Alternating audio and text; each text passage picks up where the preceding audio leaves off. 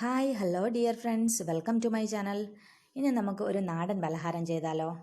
അപ്പോൾ വീഡിയോയിലേക്ക് പോകുന്നതിന് മുൻപായി എൻ്റെ ചാനൽ ഇതുവരെ സബ്സ്ക്രൈബ് ചെയ്യാത്തവർ ദയവായി സബ്സ്ക്രൈബ് ചെയ്യുക, മറക്കരുത് കേട്ടോ. അപ്പോൾ നമുക്ക് തുടങ്ങാം. ആദ്യമായിട്ട് ഒരു പാൻ അടുപ്പിലേക്ക് വെച്ച് കൊടുക്കുക. അതിലേക്ക് 1 കപ്പ് കടലപ്പരിപ്പ് വേവിച്ചത് ഇട്ട് കൊടുക്കുക. കടലപ്പരിപ്പ് ചേർത്ത് കൊടുത്തതിന് ശേഷം ആവശ്യമായിട്ടുള്ള ശർക്കര നമുക്ക് ചേർത്ത് കൊടുക്കാം. 1 കപ്പ് ശർക്കരയാണ് ഞാൻ ചേർക്കുന്നത്.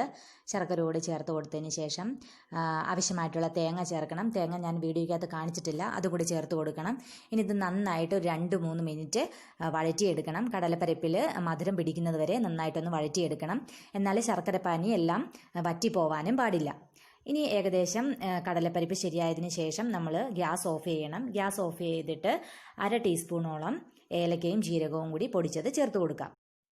അതിനുശേഷം നന്നായിട്ടൊന്ന് ഇളക്കി യോജിപ്പിക്കാം. ഇനി ഇതിൻ്റെ വെള്ളം, അതായത് ശർക്കരപ്പാനി ടൈറ്റ് ആകുന്നത് വരെ നമുക്ക് അരിപ്പൊടിയോ ഗോതമ്പൊടിയോ ചേർത്ത് കൊടുക്കാം. ഇതിപ്പോൾ ഞാൻ ഗോതമ്പൊടിയാണ് ചേർക്കാൻ പോകുന്നത്. 1 കപ്പ് ഗോതമ്പൊടി ഞാൻ എടുത്തിട്ടുണ്ട്. എന്നിട്ട് ആവശ്യാനുസരണം നമുക്കിതിലേക്ക് ചേർത്ത് പൊടി നന്നായിട്ട് മിക്സാക്കി കൊടുക്കാം. ഒറ്റയടിക്ക് പൊടി മുഴുവനായിട്ട് ഇട്ട് കൊടുക്കണ്ട, കുറേശ്ശെ ആയിട്ട് ചേർത്ത് നന്നായിട്ട് ഇളക്കി യോജിപ്പിച്ചെടുക്കണം. അതായത് അടയുടെ ഒരു പരുവാകുന്നത് വരെ നന്നായിട്ട് ടൈറ്റാക്കി എടുക്കുക. ഒത്തിരി ടൈറ്റ് ആവണ്ട. ഇതിപ്പോൾ ഏകദേശം റെഡിയായി. 1 കപ്പോളം പൊടിയായിരുന്നു ഞാൻ എടുത്തു വെച്ചിരുന്നത്. അതിൽ 1/4 കപ്പോളം ഞാൻ ചേർത്തിട്ടുണ്ട്.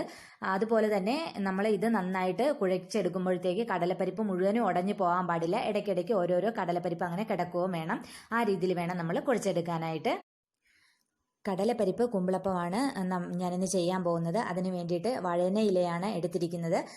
വാഴയില കിട്ടാത്തവർ സാധാരണ വാഴയിലയിൽ ചെയ്യുന്നത് പോലെ ചെയ്താലും മതി. ഇതിപ്പോൾ ഇല ഞാൻ വൃത്തിയാക്കി വെച്ചിട്ടുണ്ട്. ഇനി സാധാരണ കുമ്പിളപ്പം ചെയ്യുന്നത് പോലെ കുമ്പിൾ കുത്തിയതിന് ശേഷം കുറേശ്ശെയായിട്ട് മാവ് ഇതിൽ നമുക്ക് നിറച്ച് കൊടുക്കാം. ചക്കപ്പഴം കൊണ്ടിട്ട് നമ്മൾ കുമ്പിൾ ഉണ്ടാക്കി എടുക്കുന്നത് പോലെ തന്നെയാണ് ഇതും ചെയ്തെടുക്കുന്നത്.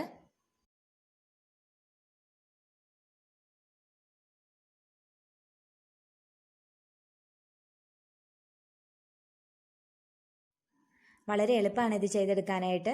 ഒരറ്റം കുമ്പിൾ പോലെ മടക്കിയെടുക്കുക. അതിനുശേഷം അതിൻ്റെ ഉള്ളിലേക്ക് കുറച്ച് മാവെടുത്ത് വെച്ചിട്ട് മറ്റേ അറ്റം കൊണ്ട് ഈ മാവിലേക്ക് കുത്തിവെക്കുക. അങ്ങനെ ചെയ്ത് കഴിയുമ്പോഴത്തേക്കും ഈ തുമ്പ് വിടർന്നു പോവാതെ നല്ല കുമ്പിൾ പോലെ തന്നെ നമുക്ക് കിട്ടും.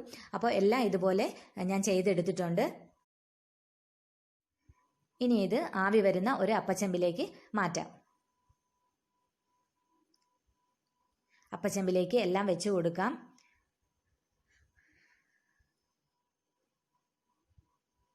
അതിനുശേഷം നമുക്ക് അടപ്പ് കൊണ്ട് മൂടി നന്നായിട്ട് വെന്ത് വരണ വരെയും വെയിറ്റ് ചെയ്യാം. കുമ്പിളപ്പം എല്ലാം നന്നായിട്ട് വെന്തിട്ടുണ്ട്. നല്ല മണമാണ് ഇതിന്. നല്ല മണവും സ്വാദും ഒക്കെയാണ്. ശരിക്കും നമ്മൾ ഹലുവ കഴിക്കുന്നത് പോലെ ഇരിക്കും ഇത് കഴിക്കാനായിട്ട്. അത്രയ്ക്കും ടേസ്റ്റാണ്. ഇത് നമുക്കിനി ഒരു പ്ലേറ്റിലേക്ക് മാറ്റാം. എല്ലാവരും ഉറപ്പായിട്ടും ഇത് ട്രൈ ചെയ്ത് നോക്കണം. അപ്പോൾ ഇന്നത്തെ വീഡിയോ എല്ലാവർക്കും ഇഷ്ടമായിട്ടുണ്ടാവുമെന്ന് വിചാരിക്കുന്നു. ലൈക്ക് ചെയ്യാനും ഷെയർ ചെയ്യാനും കമൻറ്റ് ചെയ്യാനും മറന്നു പോകരുത്. സബ്സ്ക്രൈബ് ചെയ്യാത്തവർ സബ്സ്ക്രൈബ് ചെയ്തിട്ടുണ്ടാവും എന്ന് വിചാരിക്കുന്നു. അടുത്തൊരു വീഡിയോയിലൂടെ നമുക്ക് വീണ്ടും കാണാം. അതുവരെ ബൈ ബൈ.